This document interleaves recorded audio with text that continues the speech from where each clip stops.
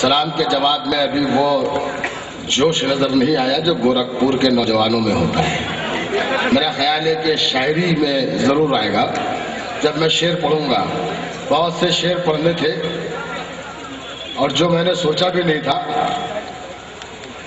لیکن اب وہ وہاں سے شروعات کرنا پڑ رہی ہے مجھے، کیونکہ شبینہ ایسا گیت پڑھ کر گئی ہے راج ٹھاکرے اور بال ٹھاکرے کے متعلق کہ مجھے یہاں سے اپنی شاعری کا آغاز کرنا پڑ رہا ہے۔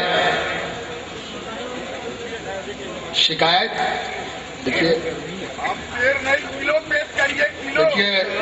یہ شامہ سنگھ سبا صاحبہ ہیں، ان سے میرا رشتہ بڑا نازک ہے، بڑا خوبصورت سا رشتہ ہے۔ یہ میری خوش دامن ہے۔ خوش دامن نہیں سمجھتے آپ، خوش دامن کا مطلب ساس ہوتا ہے۔ تو شبینہ کو وہ اپنی بیٹی مانتی ہیں، اور شبینہ نے جو کچھ بھی پڑھا کہنے لگی جو شکایتیں پہلے اس کی تو تلافی کرو آپ۔ اچھا تو وہ بھی کروں گا، آپ پریشان نہیں ہو، سب کام کروں گا انشاءاللہ جب میں۔ اچھا آپ کو معلوم نہیں ہے کہ شامہ سنگھ سبا کی پیدائش گورکھپور کی ہے، یہ رہ رہی ہے وہاں۔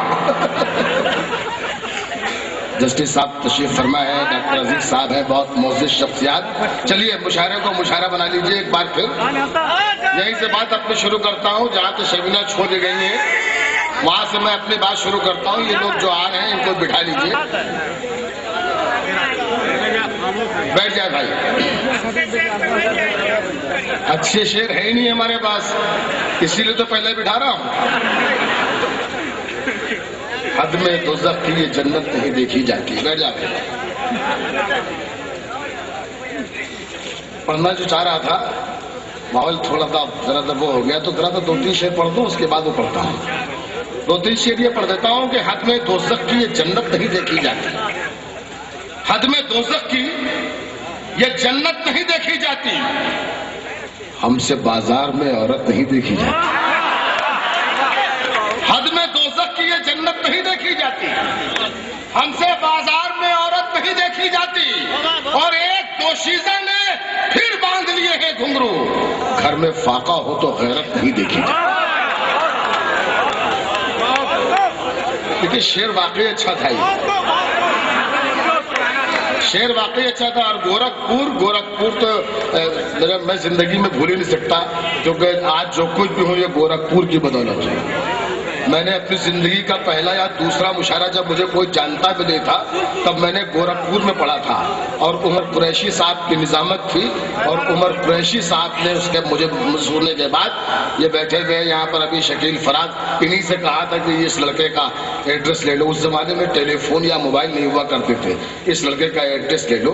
اور پتہ یہ چلا کہ 1 ہفتے کے اندر انہوں نے پورے ہندوستان کے لوگوں کو یہ لکھ دیا کہ جوہر کانپوری کیا ہے، اس کو بلائیے۔ انہوں نے لکھا کہ اس لڑکے کو بلائیے، اور آج جو کچھ بھی ہوں یہ سمجھ لیجیے کہ گورکھپور کی سرزمین کی بدولت ہوں۔ تو یہاں سے مجھے بڑی امیدیں ہیں، میں شعر پیش کرتا ہوں، مجھے اسی طریقے سے سنیے جیسے جوہر کانپوری کو سنتے ہیں۔ حد میں دوزخ کی یہ جنت نہیں دیکھی جاتی، ہم سے بازار میں عورت نہیں دیکھی جاتی، ایک دوشیزہ نے پھر باندھ لیے ہیں گھنگرو، گھر میں فاقہ ہو تو